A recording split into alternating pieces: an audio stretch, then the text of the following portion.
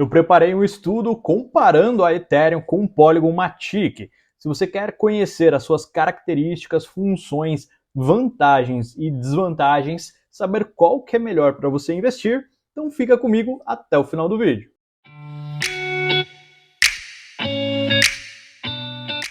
Seja muito bem-vindo, eu sou o Fábio Facchini, criador do canal Invest Facchini, e aqui a gente compartilha conhecimento de qualidade, então se você gosta, já deixa seu like aí no vídeo, não se esquece, tem um grupo para investidores no nosso WhatsApp, o link vai estar aqui embaixo, é só você entrar de graça, beleza?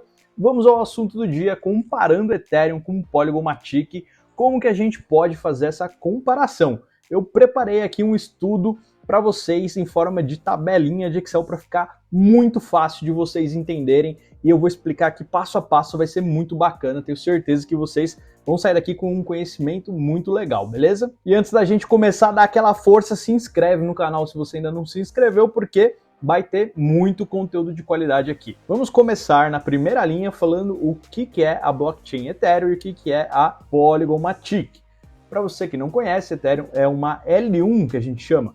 É um Proof of Stake, ou seja, uma categoria, uma blockchain que ela trabalha com prova de stake, ou prova de participação.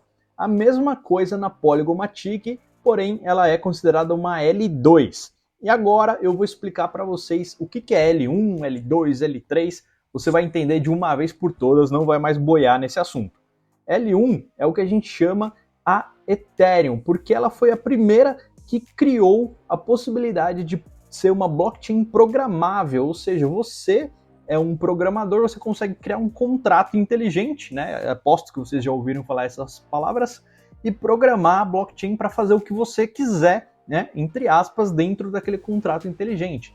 Então ela foi considerada, né? O Ethereum foi considerado aos computadores dos computadores, né? O computador mundial, porque justamente qualquer pessoa consegue ir lá e colocar um contrato inteligente programado para fazer o que você quiser que ele faça. Porém, tem um problema, a Ethereum ela tem uma capacidade limitada, tanto de transação quanto de tempo de resposta e até de taxas de transação. Ela é considerada L1 porque ela foi a primeira que foi criada sobre esse assunto. E a L2 são rollups, também como chama, que é outras blockchains que têm a tecnologia para escalar, né, dar mais velocidade, dar mais possibilidade de transações por minuto, por segundo, dentro da EVM. Então, imagina, né? O Ethereum, que é a EVM, ele é uma rodovia. Imagina isso. Tem lá vários carros, caminhões, motos andando a 100 por hora. Só que o congestionamento está muito grande, porque todo mundo quer pegar aquela rodovia. O que Polygon é? Ele é uma alça que vai para uma outra rodovia, onde a velocidade máxima é 200 por hora, por exemplo, certo? Então vocês conseguem ter muito mais facilidade lá, muito mais velocidade, lá não tem pedágio, então é muito mais barato, e aí lá no final ela volta de novo pro Ethereum, então é uma alça, ela sai da rodovia Ethereum, transaciona lá, faz um monte de transação, depois ela volta de novo para a rede Ethereum. É isso, é basicamente isso uma L2, né? Claro que é muito mais complexo e complicado o funcionamento, mas agora você já sabe que uma L2 ela é uma cadeia paralela, né, uma cadeia superior à cadeia principal, que no caso é Ethereum, para dar velocidade, para dar escalabilidade. Agora você já entendeu o que é uma, o que é outra, e agora você já pode tirar uma conclusão. Se Ethereum crescer, provavelmente Polygon vai crescer também, porque ela funciona junto. Agora, Polygon ultrapassar Ethereum já começa a pintar uma dúvida, porque você sabe que Polygon justamente usa Ethereum para funcionar. Então, ela ter mais utilização que a própria Ethereum começa a ser um pouco mais complicado. Vamos continuar aqui, preço médio da transferência. Na rede Ethereum, o preço médio aqui, na data de hoje, estava 1,68, mas esse preço médio ele pode ser muito maior, tá? Eu sempre costumo fazer transações que consomem aí 10 dólares, às vezes um pouquinho menos, às vezes 15 dólares. Então esse 1,68 ele pega a média aí das milhares de transações, certo? E traz pra gente. Já na rede Polygon, como vocês podem ver, não chega nem a 1 centavo, é 0,0026 centavos de dólar. É muito, muito barato, por isso que ela é efetivamente uma rede mais escalável, tá? Quando a gente fala então de taxas de transação, isso também tem um impacto, né? Porque se você quer utilizar uma rede para fazer muita negociação, né, seja um jogo, seja um programa, um aplicativo, você vai acabar preferindo o local onde é mais barato você fazer isso, certo? Porque vai ter uma economia no final do dia. Então isso abre uma margem para Polygon valorizar também, porque ela é mais barato, mais rápido, mais escalável. Falando agora de aplicativos, como o Ethereum foi a primeira blockchain programável do mundo, ela conta com mais de 3.600 aplicativos diferentes. Enquanto a rede Polygon já tem mais de 1.400 aplicativos. Também é muito bacana, muito interessante, mas dá para ver que a rede Ethereum tem uma superioridade muito grande no quesito quantidade de aplicativos. E isso traduz também a quantidade de usuários, né? Se tem um aplicativo, provavelmente tem usuários. Então, quanto mais usuários, mais aplicativos, isso se torna um ciclo virtuoso, né? Porque se você tem mais usuários, eu, como um desenvolvedor, eu vou escolher a rede que tem mais usuários, porque é lá onde eu tenho mais chance de ganhar dinheiro com o meu aplicativo, certo? E aí, a rede que tem mais aplicativos, provavelmente é a rede que vai chamar mais a atenção dos usuários, né? Eles falam, olha, eu quero ir lá na Ethereum porque lá tem NFT, tem DeFi, tem um monte de coisa legal, então a gente pode participar lá. Aí tem aquela outra blockchain que tem 2 aplicativos só, você fala, pô, eu vou lá fazer o quê, né? Só tem 2 coisas e uma eu não gosto, então não dá certo. Então o ciclo virtuoso é muito interessante, tá? E por último, aqui nas especificações-chave, validadores. Ethereum conta com mais de 500 mil de validadores nesse momento. Para você ser um validador de um nó Ethereum, basta você depositar 32 Ethereum, cerca de $50 mil, dependendo da cotação. Você consegue ser um validador, vai participar aí da rede, vai dar segurança e descentralização da rede. Já na rede Polygon, eles funcionam diferente. Qualquer um pode ser validador, porém, só os 100 primeiros em questão financeira que vão efetivamente ser os validadores escolhidos ali para dar segurança e descentralização. Então você tem que investir um dinheiro suficiente para estar entre os 100 primeiros para conseguir chegar nesse patamar de ser um validador. E eles limitaram aí 100 validadores, é uma questão de protocolo, então acontece que ela é muito menos descentralizada e a descentralização reflete muito em segurança e em vários outros pontos aí que a gente vai comentando ao longo do vídeo, tá? E aproveita, se você estiver gostando desse vídeo, deixe seu like aí que é muito importante para a gente continuar trazendo conteúdo para vocês. Agora falando aqui de DeFi, TVL, que é o valor total bloqueado, certo? Isso significa o quê? Existe algum aplicativo DeFi e foi bloqueado um valor num contrato inteligente para stake, para fazer uma piscina de liquidez, ou seja, um valor que ficou bloqueado, tá? O valor bloqueado ele reflete muito a confiança do usuário na rede, certo? Então quer dizer, uma rede que tem um bom TVL, né, um aplicativo que tem um bom TVL, significa que as pessoas estão confiando em deixar o dinheiro travado lá dentro, né, que não vai ser roubado, que não vai ser hackeado, que não vai dar nenhum tchutchu, entre outras coisas. Ethereum tem hoje 22 bilhões de dólares travados em contratos inteligentes, enquanto Polygon Matic tem 1,23, tá? Se você pegar todas as blockchains, Polygon está entre a quarta e a quinta, ela fica brigando ali com o Arbitrum, geralmente passa, o outro passa, tal, que eles estão bem próximos, e quando você olha só EVM, né, que são blockchains que funcionam com a tecnologia Ethereum, Polygon está em terceiro, quarto também ela fica brigando, então ela é uma rede muito relevante também, né, apesar da diferença enorme de valor.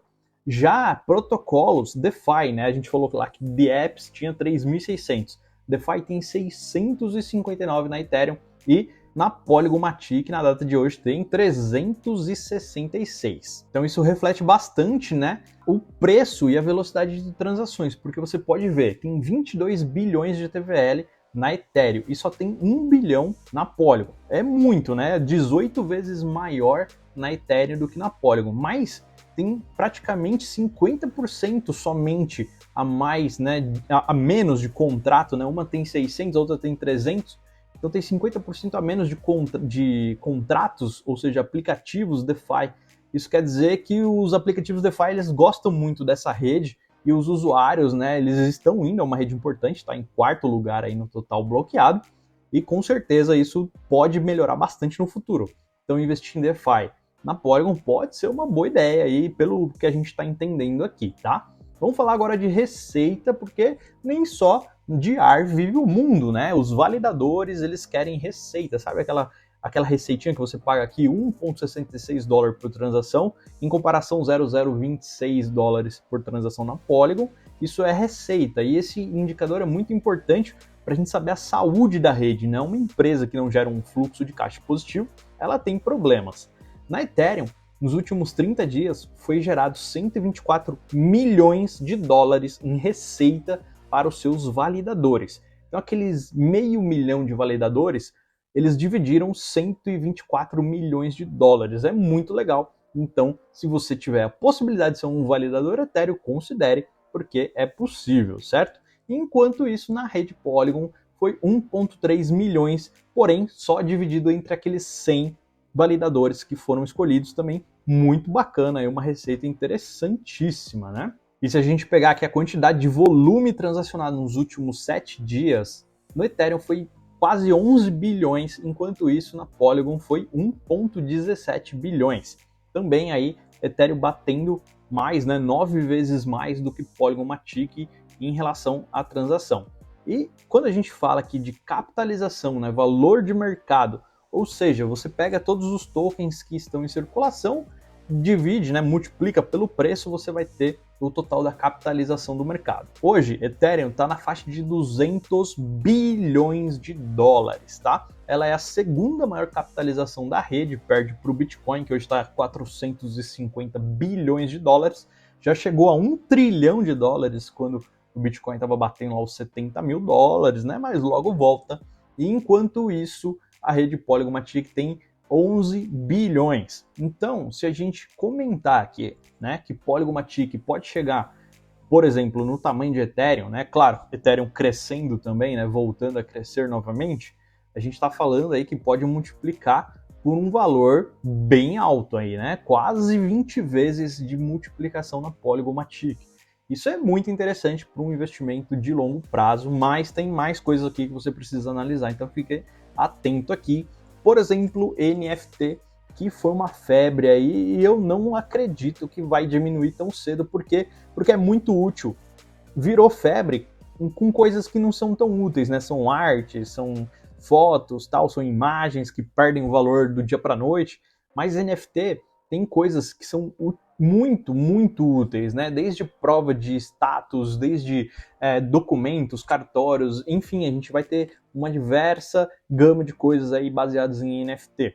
Na rede Ethereum foram vendidos 36 bilhões de dólares em NFT, muito ali, né, por conta do Bored App. Já na rede Polygon, 623 milhões de dólares já foram vendidos em NFT, certo? Na rede Ethereum, foram feitas mais de 26 milhões de transações envolvendo NFT, enquanto na rede Polygon 4 milhões de transações. O número de usuários de NFT na rede Ethereum foi de 2,1 milhões.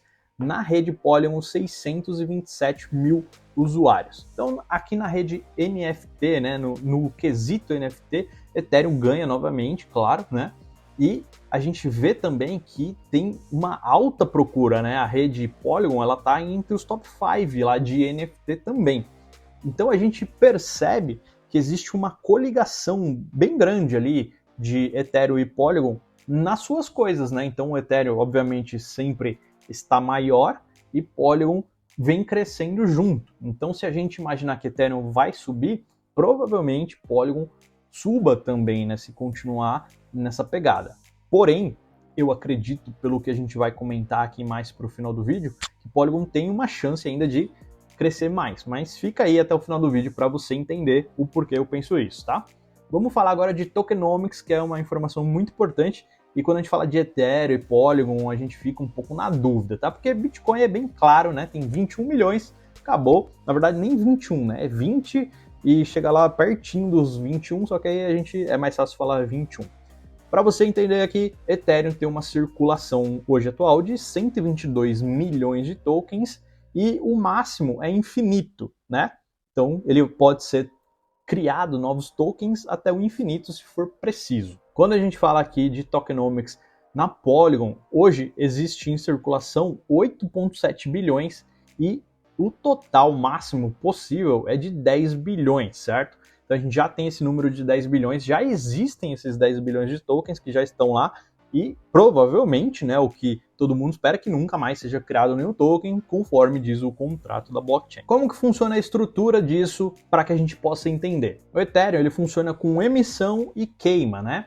Então quando a gente tem uma folga na rede, a rede está devagar, não tem muita transação, existe a criação de novos tokens, certo? Porque tem muito menos tokens transacionando em forma de taxas, e os validadores precisam receber para incentivar para que a rede não pare, né? Porque imagina, não tem nenhuma transação, o cara vai falar, eu não vou validar nada aqui, eu vou deixar aí porque não vou receber nada. Então tem um incentivo maior aí. Claro, é muito mais complexo que isso, mas para você entender, quando a rede está devagar, a emissão de tokens aumenta, certo? Ou ela continua na mesma quantidade, porém não tem queima.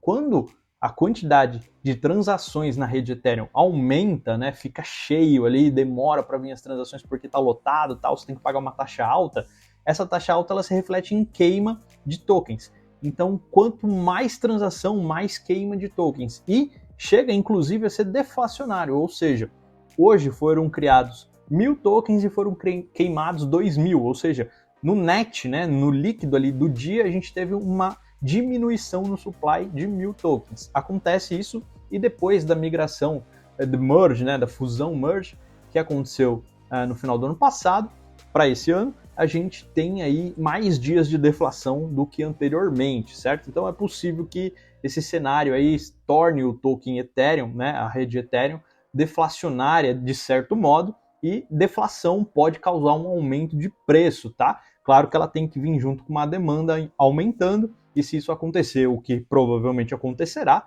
o preço tende a subir. Já na rede Polygon, como que funciona? Tem 8.7, como eu disse para vocês, né, que é 87% da circulação, e os 13% restantes eles estão bloqueados para servir de rewards, né, de recompensa para as pessoas que são os validadores. Então eles recebem parte dessa recompensa de quem deixa staking. Eles dão recompensa também para projetos, né? Então aplicativos que querem ir fazer o seu DApp na rede Polygon, eles têm ali um incentivo, né? Um fundo.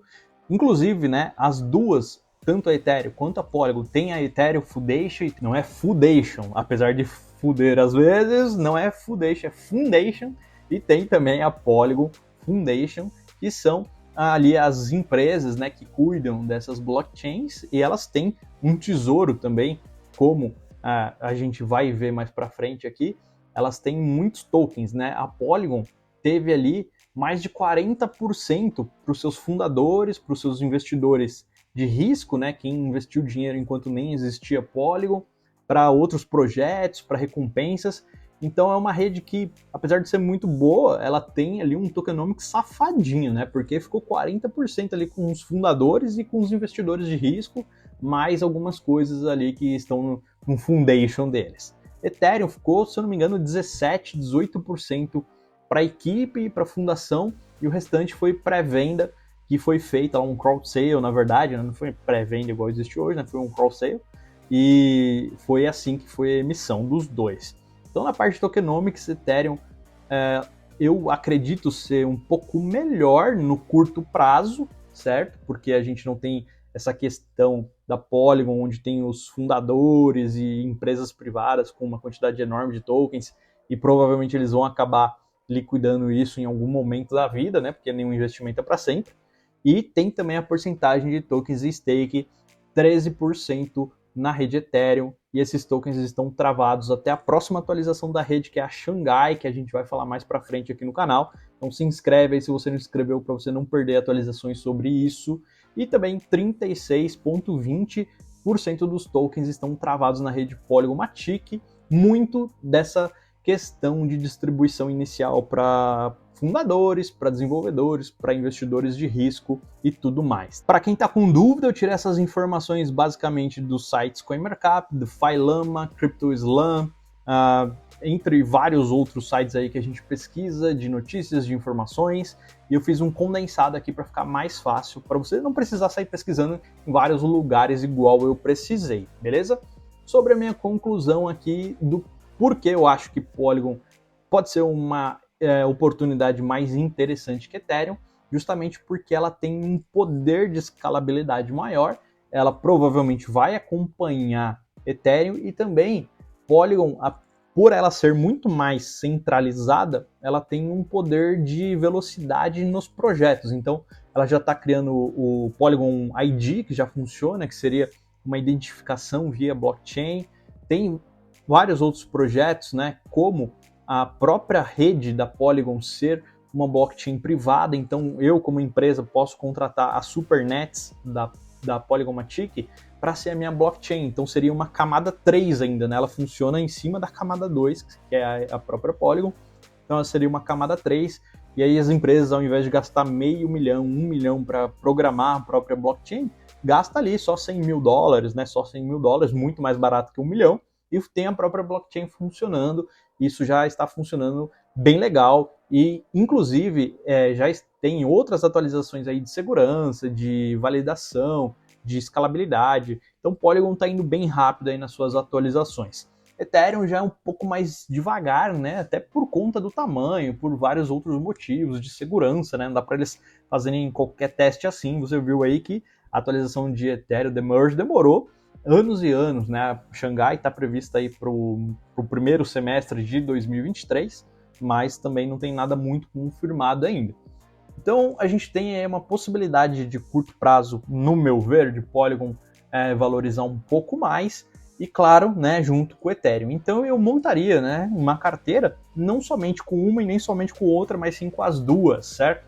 Dando aí uma prioridade maior para Ethereum, porque ela é a mais segura, né? Ela tem 200 bilhões de capitalização, ela é mais segura, tem 500 mil validadores, é mais descentralizada em relação a Polygon Matic, mas colocaria uma parte importante de Polygon Matic também. Se eu fosse dividir 100% da minha carteira nessas duas, seria 60 em Ethereum e 40 em Polygon Matic, por conta do que eu apresentei aqui para vocês. Se vocês gostaram desse vídeo, deixa o like aí, se inscreve, coloca aí no comentário qual assunto você quer saber no próximo vídeo. Eu vejo vocês no próximo. Fui!